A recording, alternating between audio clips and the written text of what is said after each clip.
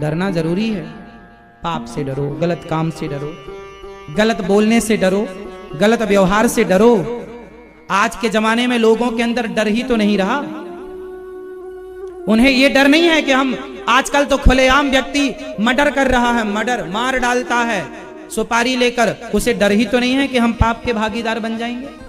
आजकल खुलेआम आप लोग मुर्गी को मार डालते हो, मछली को मार डालते हो। पहले का आदमी डरता था ना हमारे हाथ से चींटी ना मर जाए।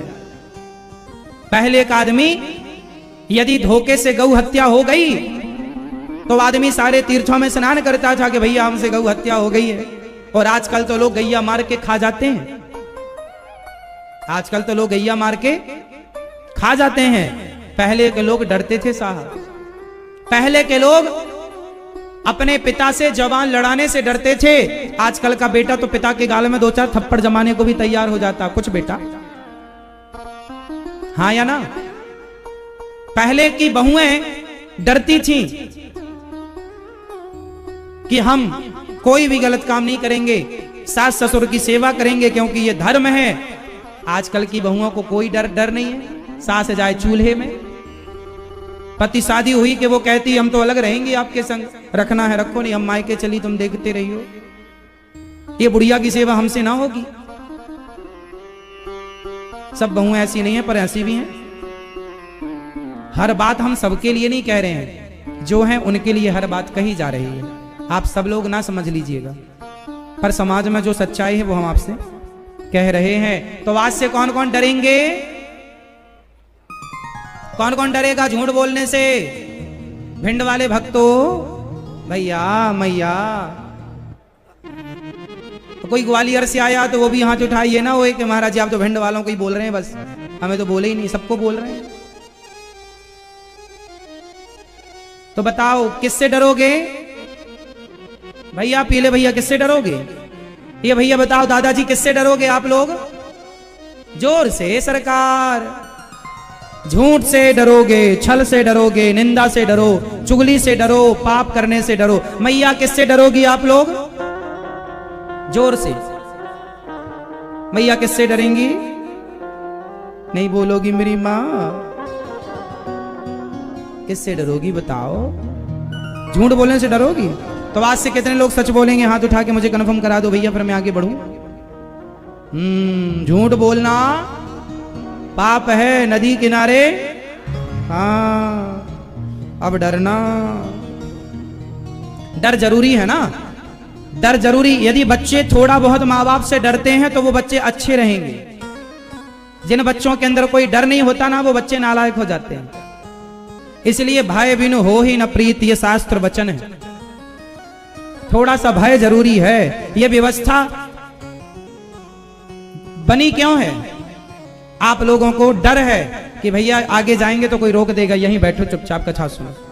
थोड़ा सा डर है।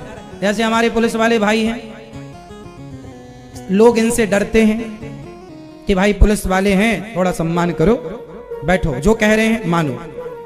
यदि डर ना हो तो बताओ व्यवस्था बिना डर के बन ही नहीं सकती।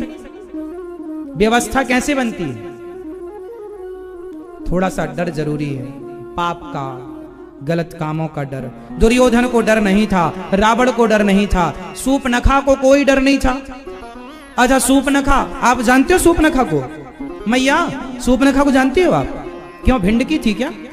नहीं, आपके पड़ोस में रहती है? नहीं।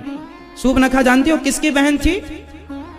रावण की बहन थी। सूपनखा रावण की बहिनी, रावण की बहन थी सूपनखा। उसे बिल्कुल डर नहीं था। वो चली जाए किसी के पास भी और जाके सीधा क्या बोले? मैं तुमसे प्यार करती हूं, I love you. Ram ji के पास गई और सीधा बोल दिया, तू सम पुरुष न मो सम नारी, यह संयोग विधि रचा विचारी। बहुत सुंदर हो, हमसे ब्याह कर लो। सीधा ऑफर रखती शादी का। जैसे आजकल कुछ लड़कियां अपनी शादी खुद तय कर लेती हैं, खुद पंडित जी अरेंज कर लेती हैं, खुद माला वाला ले आती है, खुद शादी करके बाद में मम्मी पापा को, माँ बाप को पता लगा छोरी ने शादी कर ली। ये सब सूपनखा की वंशज हैं। सूपनखा की वंशज हैं बिल्कुल। मन माना। सूपनखा क्या कहती है? हमसे विवाह कर लो। राम जी मना किए, नहीं करेंगे, जबरदस्ती कह रही है करेंगे। राम जी बोले अच्छा लक्ष्मण जी से बात कर लो तुम। चली लक्ष्मण जी के पास। और क्या कहती है, मेरा राम जी ने कहा तू तेरे शादी हो गई, तेरा विवाह हो गया? नहीं मैं कुंवारी हूं। अच्छा बताओ सूर्पनखा कुंवारी थी क्या? नहीं, शादी हो गई थी ना उसकी। किससे हुई थी? कहां हुई थी उसकी शादी? यहीं भिंड में हुई थी क्या? सूर्पनखा की शादी कहां हुई थी?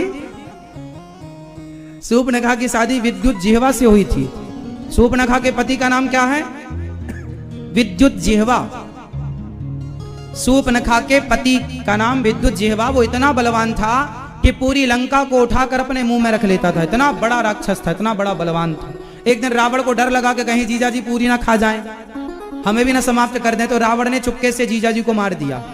और जब जीजाजी को मारा तो सूर्पनखा को पता चला कि मेरे भाई ने मेरे सुहाग को उजाड़ दिया। सूर्पनखा ने संकल्प ले लिया, रावण जब तक मैं तेरा सर्वनाश ना कर दूंगी तब तक तेरी लंका में पांव ना रखूंगी। इसलिए राम जी के पास गई। सूर्पनखा को समझ में आ गया कि ये लंका का नाश करेंगे, इसलिए लंका गई है रावण से कहने, आ गए तेरे सर्वनाश करने, इसलिए जा सीता को चुरा के ले आ। रावण अपनी सूर्पनखा बहन के कहने पर ही तो सीता मैया को लाया है। पूरी फद की जड़ सूर्पनखा है, हाँ या ना? इसी ने अपने भाई को भड़काया है।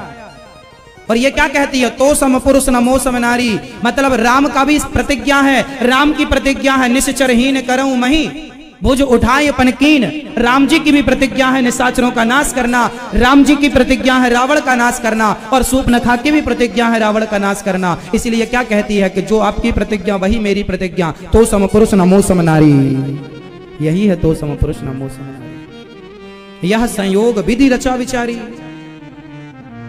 अब तो सूर्पनखा कहती है मेरी शादी नहीं हुई। देखो हो गई शादी और क्या कह रही है, मैं कुंवारी हूं। ये शादी के बाद ना कुंवारी कुंवारी टाइप की घूमा करती थी। जैसे आजकल कुछ स्त्रियां शादी होने के बाद भी ना मांग भरती, ना मंगलसूत्र लगाती पहनती, ना तो बिछिया पहनती। और वो भी शादी के बाद भी मांग नहीं भरती। वो मांग भरती तो एक तरफ जरा सा भर के और मैया यहाँ छिपा लेती है। एक मैया तो हमें मिल गई। सब माताएं यहाँ मांग भरती है ना, भिंड में कहाँ मांग भरी जाती है। एक मैया हमें मिली, वो यहाँ मांग भरी थी। यहाँ पति को साइड में बिठा रखा, बीचों बीच क्या करेगा, चल साइड में बिठा रखा है। आजकल तो कुछ माताएं ऐसी हैं कि मांग भरेंगी तो दूसरे तरफ के बाल उठा के छिपा लेंगी मांग को, ऐसा कोई देख ना ले कि हमारी शादी हो गई है। छिपा लेती हैं कि नहीं? आजकल तो माताएं घिसनी से हल्का सा घिस लेती हैं, छिपा लेती हैं। चूड़ी उड़ी आजकल पहनने का फैशन कम रहा। आजकल तो शादी के बाद फैशन के नाम पर एक हाथ में घड़ी हो जाती है लड़कियों की और दूसरे हाथ खाली पूरा, या दूसरे हाथ में पूरा यहां तक चूड़ी तो दूसरा हाथ बिल्कुल खाली। एक भी चूड़ी नहीं होती एक हाथ में, एक में तो पूरी होती है, एक खाली। ऐसा फैशन होता है कि नहीं आप लोगों का? अब बताओ हाथ खाली किसका होता है? हाथ खाली का मतलब क्या है? कहते हैं कि दुश्मन की बेटी का भी हाथ खाली ना हो। हाथ खाली का मतलब होता है स्त्री का हाथ तब खाली होता है जब उसका पति मर जाता है। स्त्री का हाथ खाली का मतलब है कि पति की मृत्यु हो गई। और आजकल लोग फैशन में ही पति को मारे पड़ी है, फैशन में। ये सब कौन है? सूर्पनखा से मिलता जुलता है संस्कार इनका।